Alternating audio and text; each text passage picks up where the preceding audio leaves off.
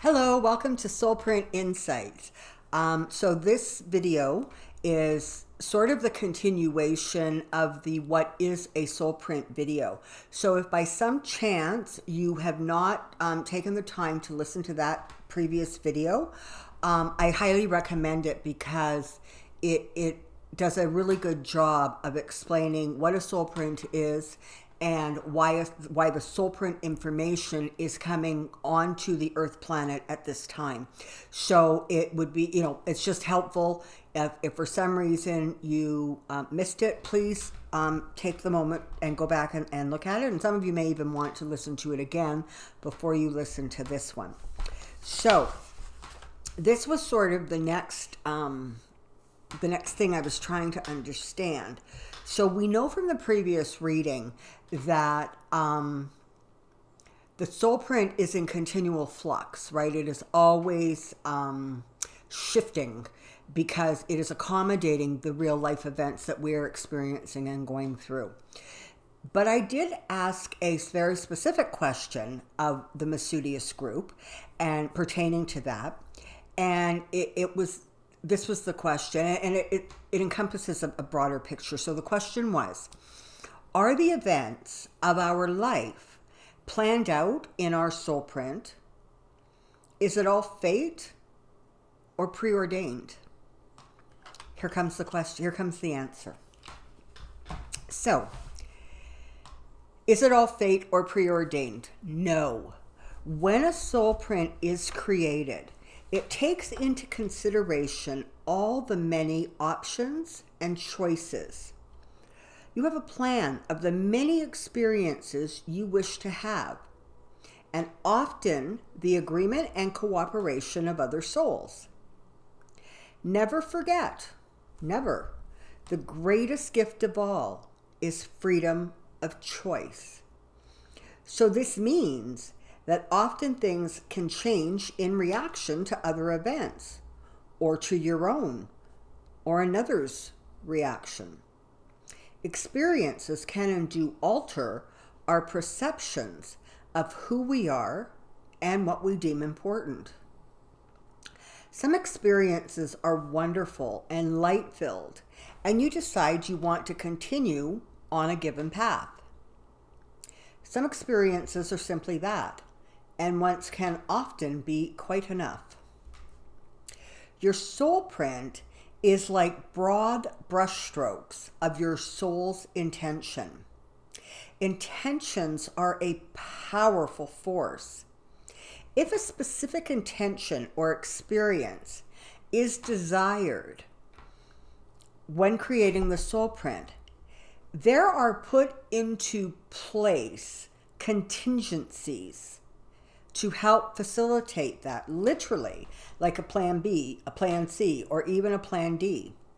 Notice how some situations in your life will almost seem to repeat, as if you are being given multiple opportunities to travel down a certain road. Does that mean you have to journey down that road? No. Does it mean you're wrong if you choose not to? No. Does it mean you're right if you choose to? No. It just means you have made a free will choice. There really is no such thing as once in a lifetime experience. The details may shift and alter, but if you desire a certain experience, life has an interesting way of extending that opportunity your way. That is a soulprint in action, allowing for the soul to have an experience in any one of or in several different ways. Look to events like falling in love, career choices, living locations, and so on. As these events take place, you learn, grow, and explore.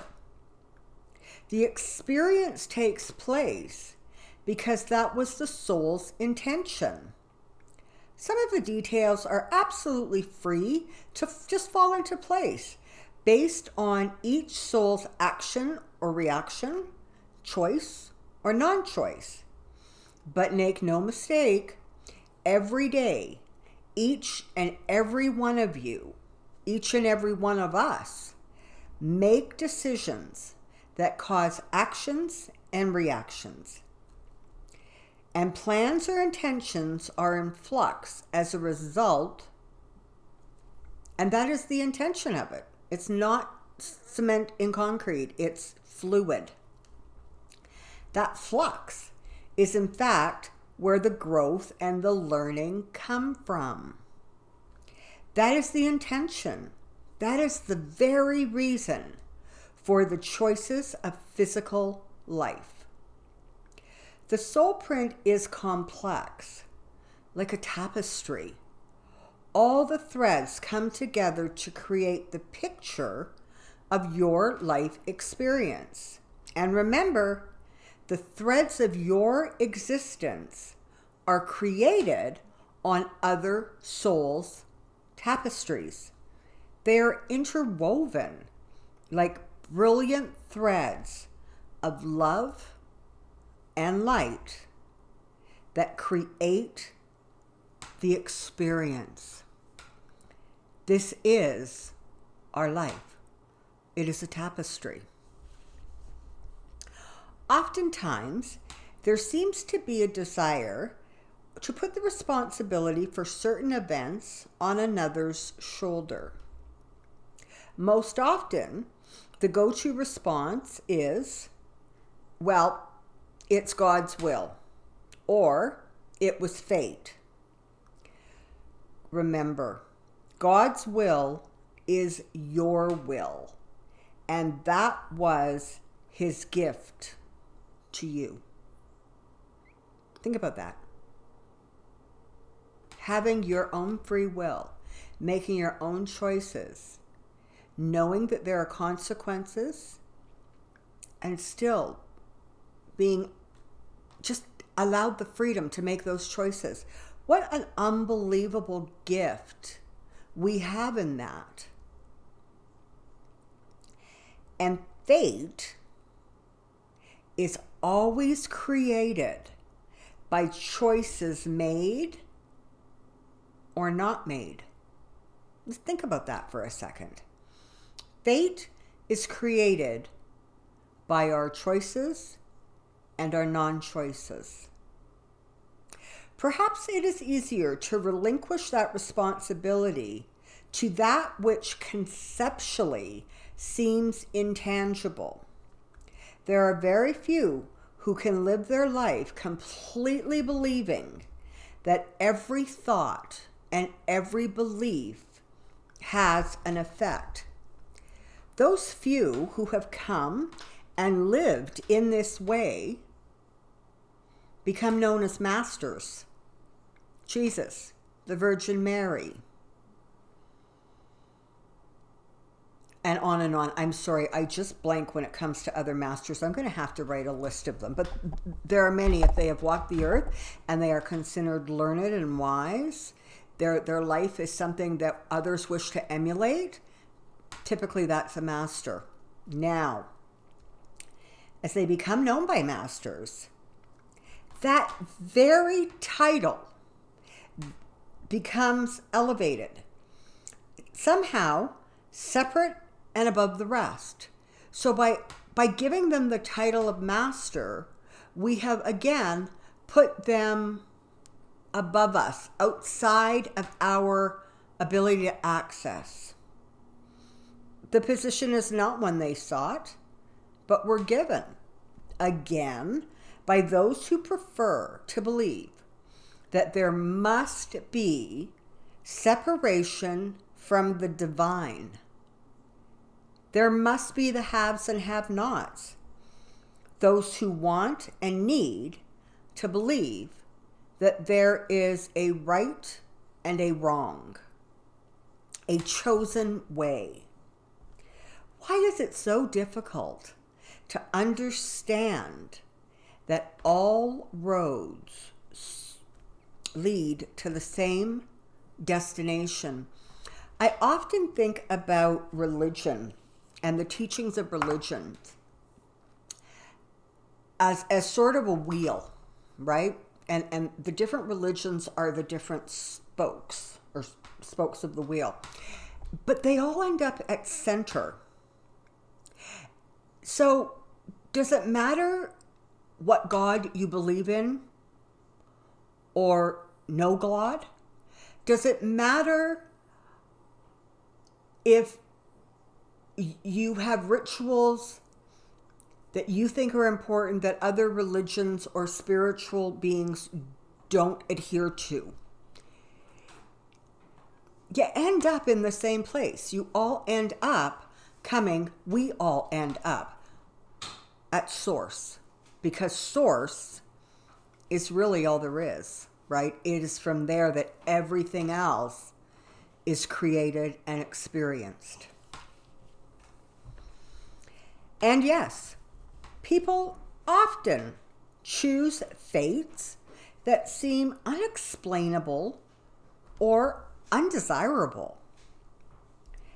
That is what free will, experience, and intention are all about. The soul is always very, very clear about its own indestructibility. It knows it cannot be destroyed. It simply knows it. The soul does not experience a reality that is separate from the divine. That is something that takes place when we are in human form. But the soul, that's the divine. And they are never separate. They are always joined. They are always in sync, always in rhythm. The soul exists in a state where it is never lost, it is never separated. Now, think on this for a moment. If you could do anything and know that your body would not be hurt, your mind would not be destroyed, your sanity not questioned, your essence not diminished, your worth and value never judged. Just think about all of the experiences you would willingly choose to have.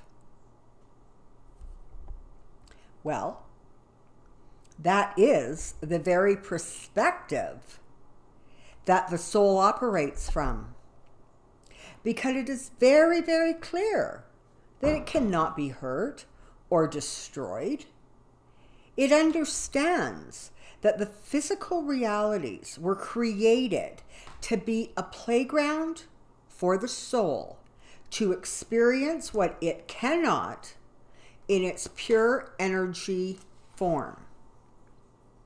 With every experience, with every choice, the soul becomes more. You can picture this, that soul, as a ball of light getting bigger and bigger, or pulsing faster and faster. But know this, that however you conceptualize the reality of your soul, however you conceptualize that the reality of it is far more brilliant than you can imagine. We are Masudius. So the Soulprint readings, the last one and this one, they talk about developing that awareness that above all else, you are divine. You are pure energy. You come from a source that is ever loving, ever expanding, and ever experiencing. When you are at a place where you understand that you are soul first and physical being second.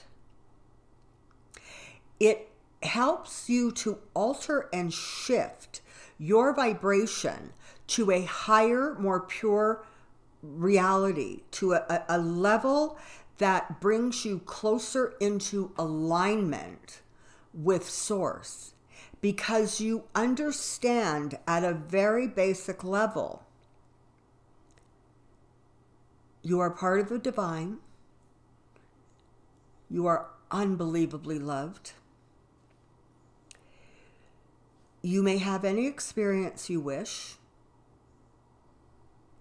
and that you are protected and guided and supported in ways seen and unseen.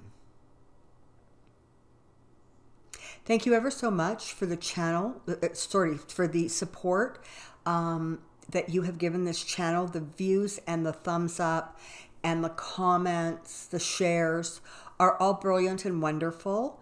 My hope is that as you are viewing this channel, that you may think, you know what, I know somebody else who would really enjoy this, and maybe perhaps share them. Or maybe just as you are viewing this channel, it brings forward for you a deeper sense of peace, realization, and clarity. Whatever it does for you, and however that works, I'm incredibly grateful that you have chosen to take a part of your soul print journey with me. Until next time, stand in your power and stand in your light. Bye.